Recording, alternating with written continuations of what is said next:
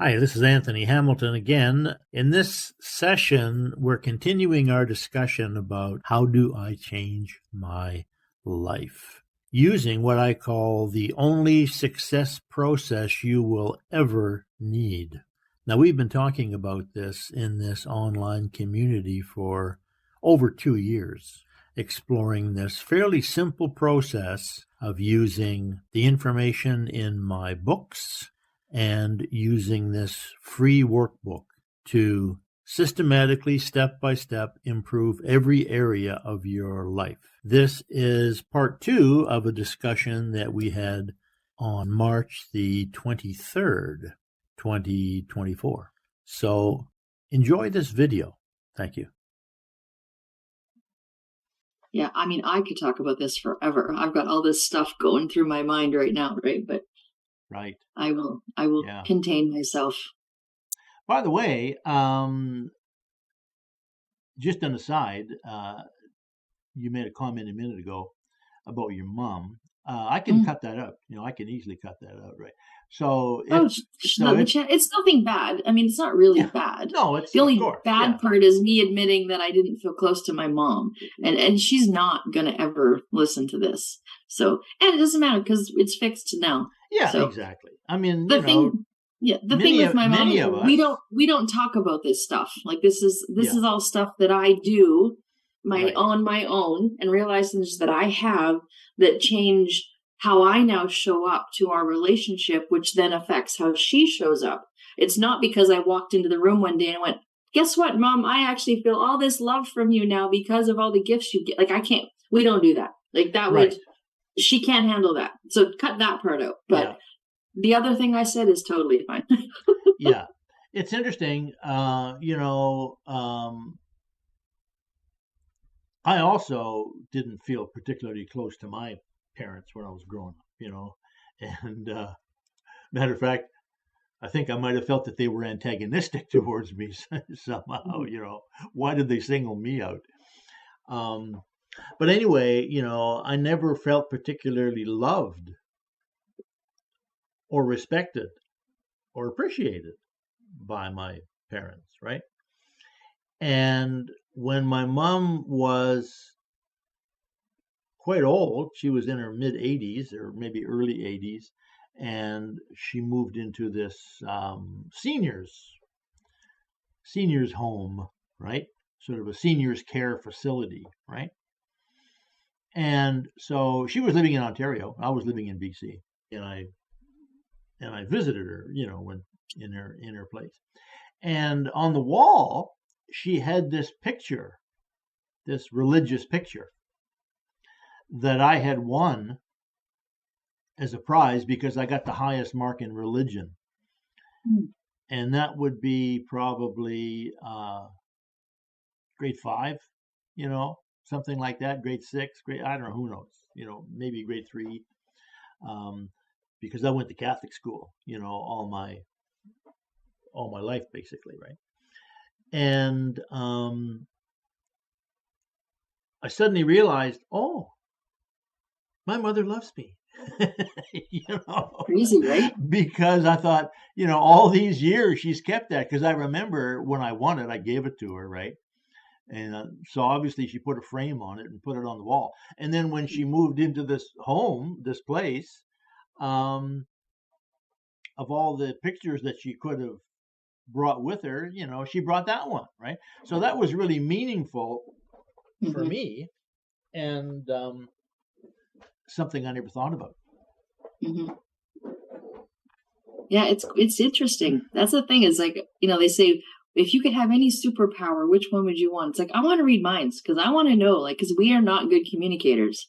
We're not good at sharing our feelings and really telling people or letting them know what's really going on. So I don't want to hear the bad stuff, but I'd love to hear, people's true feelings. Well, you can read minds.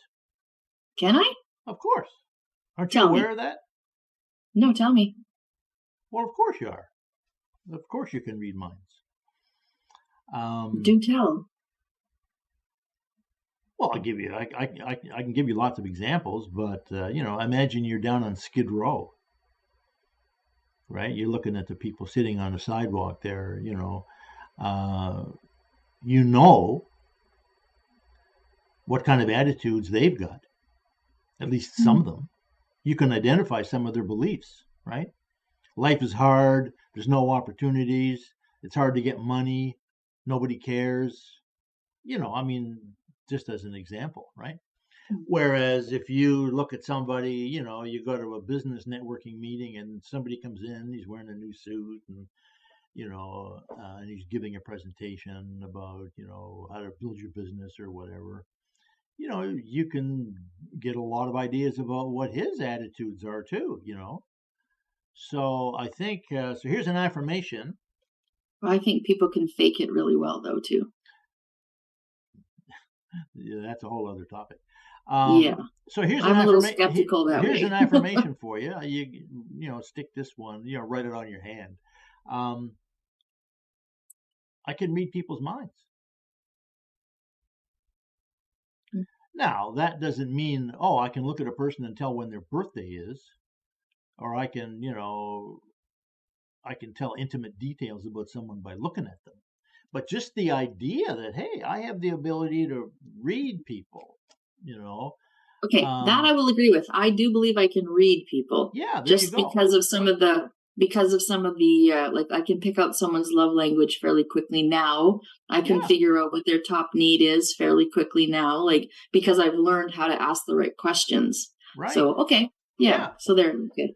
Yeah, so just to have that thought in your head, your model of the world now has changed a little bit, right? And so focus on that one for a little while, and you'll blow your mind how much you're able to do it, and yet you didn't, consciously maybe you never thought you could. I used to do tarot card reading, and I did it kind of as a joke at first, as an experiment. But actually, after I did it for a while, I realized, wow, this is not only is it really interesting, I learned a heck of a lot about it, right? And so, so tarot cards, it's funny, it's been so long since I did it, I forget how many there are, but there's like 70 something of them. I think there's 22 major ones, and there's 56 minor ones or something. So there's like 78, I think, My apologies to all the tarot card readers out there if I get that wrong. But what I learned about doing that, and by the way, the card deck that we all play poker with is the same deck, by and large, There's two decks in the tarot card deck. There's the major arcana and there's the minor arcana. Well, the minor arcana is basically the 52 card deck that we're all familiar with, right? Though I think there might be one more card, so there might be 56. So, for example, what I learned to do with them after a while was I learned to look at them as questions. Right? For example, the hearts, well, that's about love, right? There's four major areas of the tarot cards. One is like emotion, love, let's say the hearts. So the hearts are love, right? Well, when you look at a card, and I can do a card reading with just a deck of cards. I don't need tarot cards because I know what the cards are now. But so, for example, if you're doing a reading for somebody, and you've all seen people do card reading, right? They take a deck of cards and they'll pick a card. Well, what they're doing, at least what I learned to do, and I'm not saying that my way of using the tarot cards is the same as other people use tarot cards, because of course they came, the ideas came through me, as opposed to somebody else with a different background. They would see different things. But for example, talking about reading people, right? One of the cards would be like emotion, right? Love. So you look at the card and you look at the person that you're doing the reading for, because you're always doing a reading for a person, right? Well, I shouldn't say always, but most of the time you're doing a reading for a person. And so you go, what does this card trigger me to notice about these people? Like what sort of emotion, relationship, love, energy, am I picking up from this person? Well, once you learn to think through that lens, you might pick up that this person is having a problem with their relationship. You know what I mean? Just because you're focused on what am I getting from this person in terms of relationship, you might be able to tell if does this person look single or does this person look like they're in a relationship, right? You know what I mean? So that's just one example. So yeah, 8 of spades, trouble and strife. Is it the 8 or the ace? Oh, you haven't got your mic on. You're muted. Oh, the 8. Yeah, the 8 of spades. Well, yeah, spades is sort of trouble, work, effort. That's what that's about, you know. Oh, okay. So then funny enough, the next card I hit was 8. Oh, okay. Oh, I thought that was I thought that was like your the back. No, it was an app, but the first card was the 8. Isn't that weird? The first card was 8 of spades. Oh, okay. The second card, it's ace of spades. He said, "Is that the 8 or the ace?" Is that weird? Yeah. Yeah. So the 8 of spades to me you can see the future, right. Anthony. There's proof right there. What's Here's the next one. But what is that? That's 6 of diamonds, right? Or 6 of. But yeah, so all those cards, they mean something to me because I studied them, and I did a lot of readings. I did like thousands of readings, literally.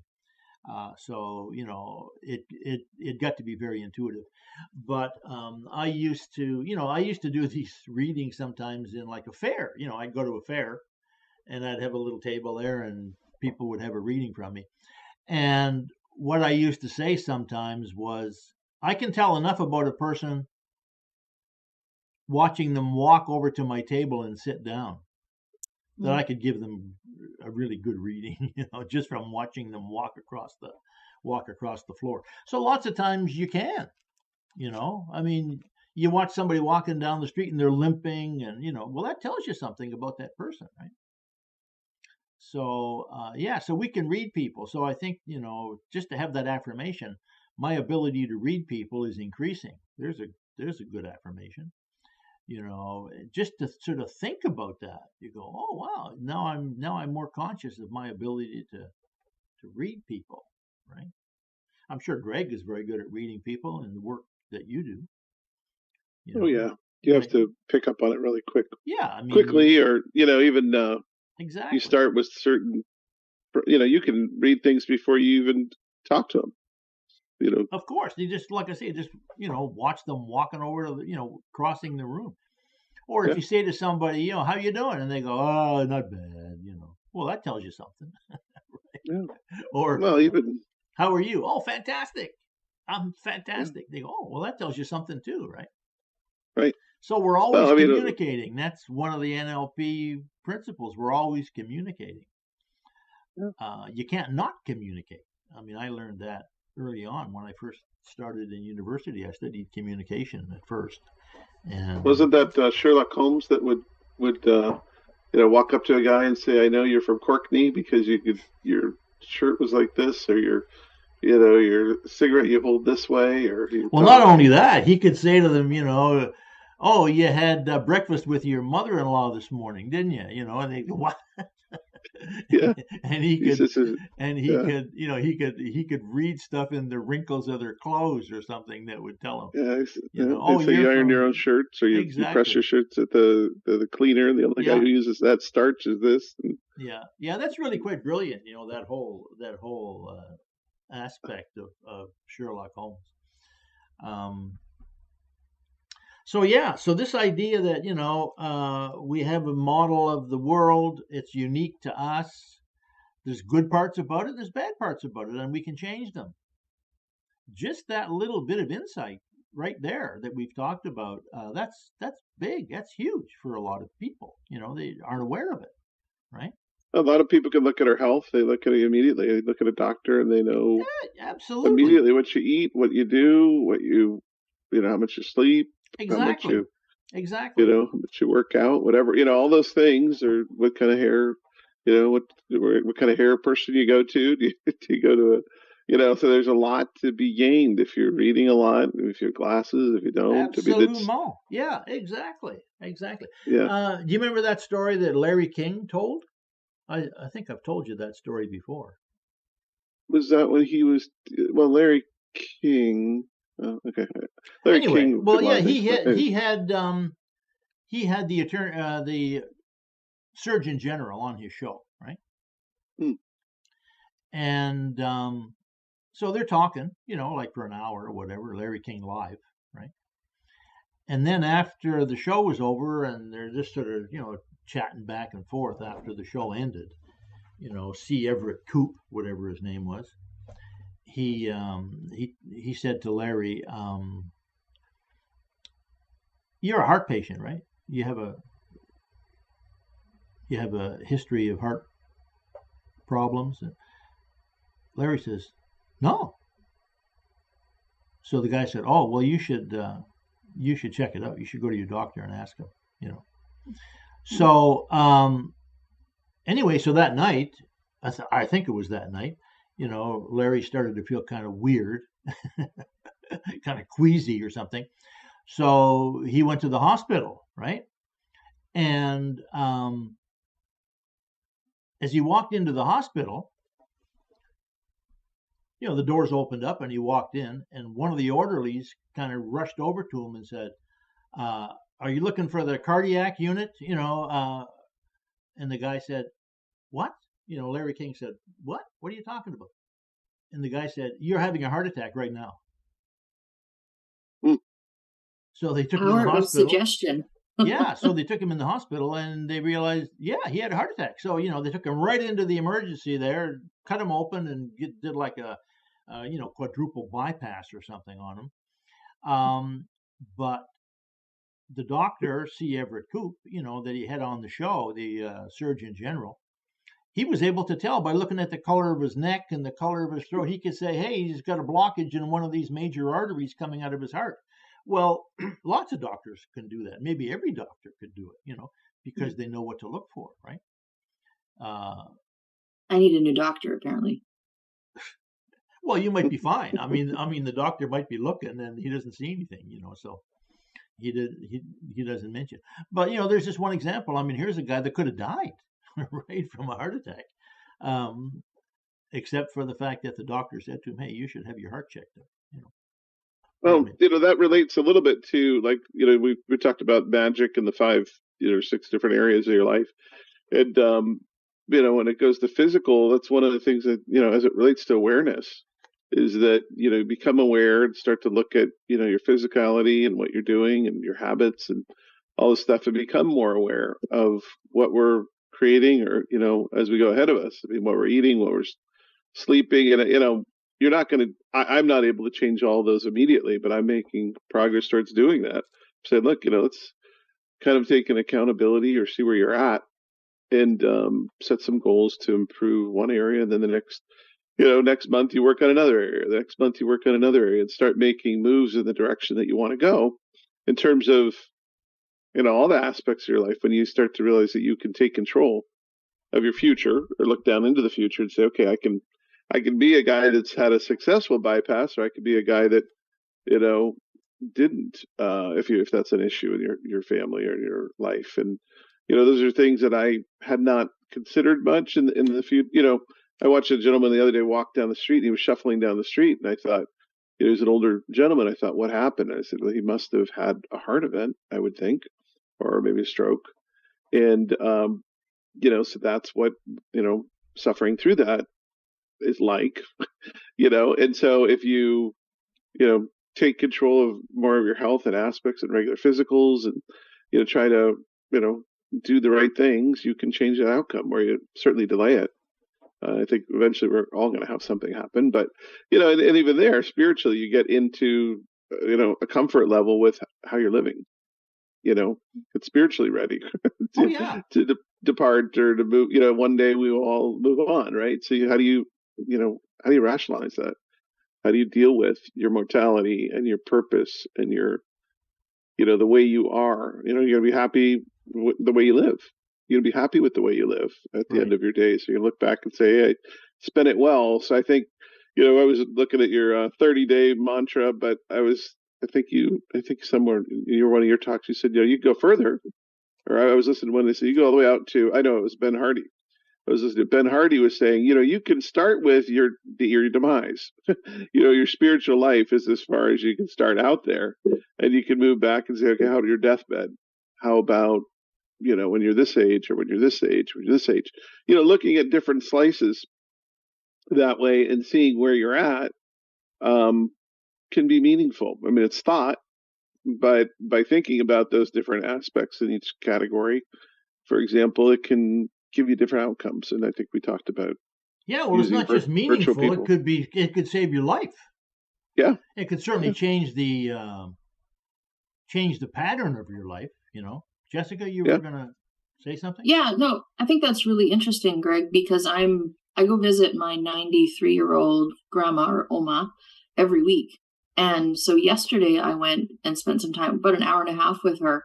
And she's, other than the fact that her legs are no longer working, she's in a wheelchair. She's just like, she should have seen her. She's like sitting forward and she's like super engaged. And you could just tell, like, she's got like this drive to just keep like going, doing more. But yet the whole conversation was about me helping her find old contacts to prepare for her funeral. Right.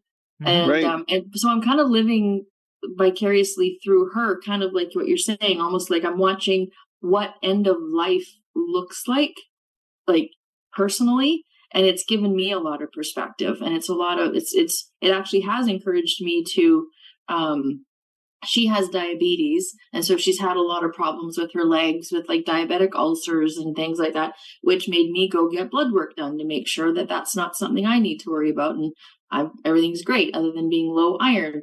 But she's got a lot of swelling in her legs, and I have the beginnings of that as well. And so it's kind of like seeing a mirror of what my life could look like if I continue to go down the road without taking any kind of new actions. And it really has, spending time with her, I believe, really has encouraged me and motivated me to start going to the gym and taking supplements and rebounding and, drinking more water and all the things, because I'm facing it with her, and I'm seeing my future probably in less health if I don't do something. And so it's powerful to think about the end and then come backwards from it. So, yeah. Yeah, I had, these talks have really helped me a lot in that, but I've made some changes. This is my, I don't know if you'd see it or not, maybe it's too bright. But my check-ins for my gym, let's see here, this month, but I think I've got 80 in the last month. That's the 1 month. That second week was pretty good, 4 in a row. And here's the week before. I started there. So the last month I had 21 days out of 30 when I hit the gym, and I've been enjoying it. It's really been a lot of fun. I've made new friends through the technique we talked about. I enjoy it. It's not laborious for me to do it. I feel better the rest of the day. And it's something I've always struggled, kind of with making time for it or doing it. Now I have some time because my children have gotten older and, they're more independent now, but I looked at what I wanted to do, but it's really, they say you gain back the energy, but I feel like I'm gaining back the energy. I really am. It's, I get the time back, and at the end of my day, I'm more energized by the end of the day. I'm encouraged about the other aspects of my health. So it makes me, look at that food that I shouldn't be eating and saying, do I really want to eat that? Because, it's a half hour on the treadmill. You look at the calories, you're like, oh, that's, I worked pretty hard today to do that. So I'm continuing to be encouraged by this process. I was showing Anthony, and I think I showed it, I think the other day, the spreadsheet, or maybe you weren't there in the session, but I showed it was in the recording, I think. But, I did a spreadsheet where I have each of these areas, and I, try to do a little bit each night, where I'm going in there, and, it's a productive, iterative process to be working on, these aspects of life. And it's like, I'm the beneficiary.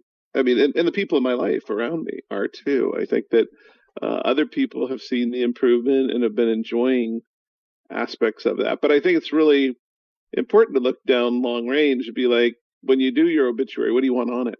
I mean, do you want to say he was a great guy that was kind to people he met, or do you want to say he was all about himself, or or vice versa? Did he help your relatives? I mean, it's great that you see an elder like that in the home. It does, it benefits everybody, you and them.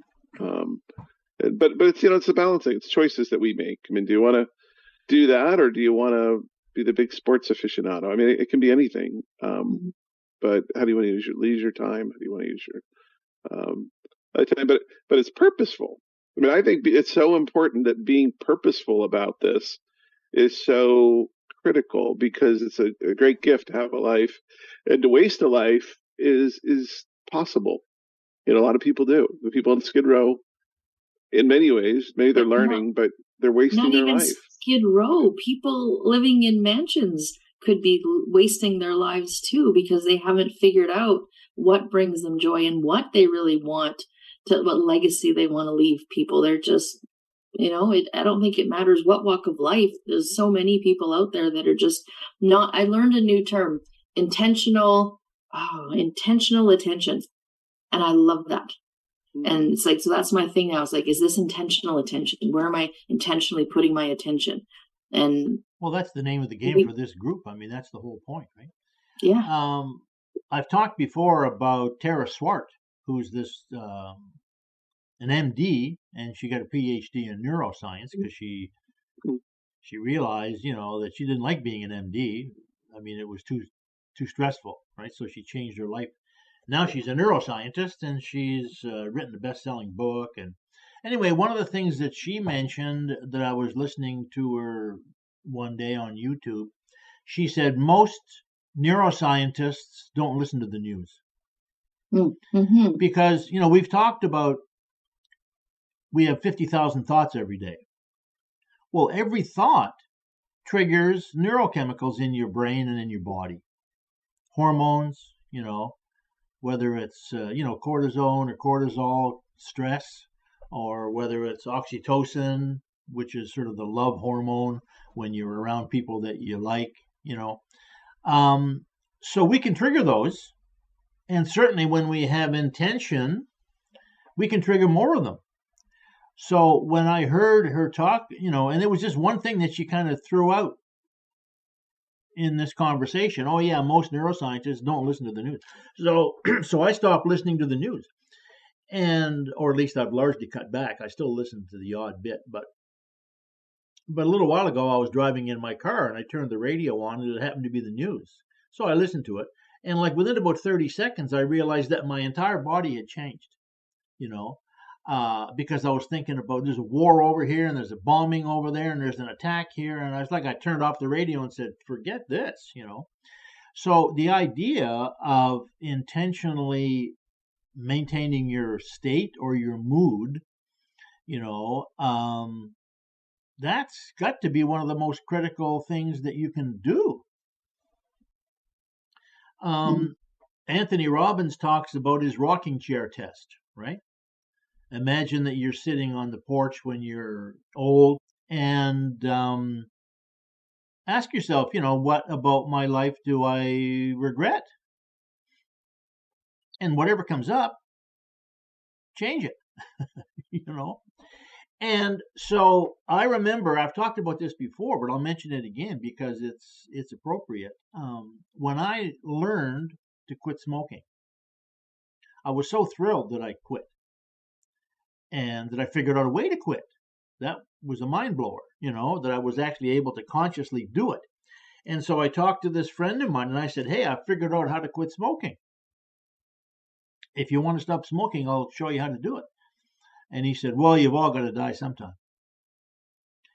We've all got to die sometime. Well, a few years ago, he died. Lung cancer. He smoked for 50 years after I quit. And I thought to myself, the reason that I quit, one of the big reasons I quit, was because I did that rocking chair test. I sort of, in my mind, I thought, how do I want to be when I'm 75? Well, 75, that seemed like a long way away. And I thought, do I want to be a person who's still smoking at 75? And I thought, no way, right? So that was a motivation for me to quit. Now, that thought that I had, that little image in my mind of me at 75, I mean, that took that long, right? It was just a flicker of an idea. But I decided I wanted to stop smoking because I knew smoking was stupid, it was expensive, and it was unhealthy, right? So I thought, that's stupid to keep doing that. And I decided I'm going to quit smoking no matter how long it takes. And all together, it took me about a year from the time I decided I was going to quit, because I quit and started, like everybody or like a lot of people. But eventually I figured it out. And I said to this guy, if you want to quit smoking, I'll show you how to do it. And he said, well, we've all got to die sometime. Well, he died, he was like 72 or something. 73, because he was younger than me. And he had 2 fantastic kids. I think he had 4 or 5 amazing grandchildren that he absolutely doted on, who were the biggest source of joy in his whole life. And he died, right? Mm-hmm. And so when I thought about that, because I'm older than 75 now, and, I'm so grateful, I'm so glad that I had that thought and I made that decision and I made that change. So this is Anthony again.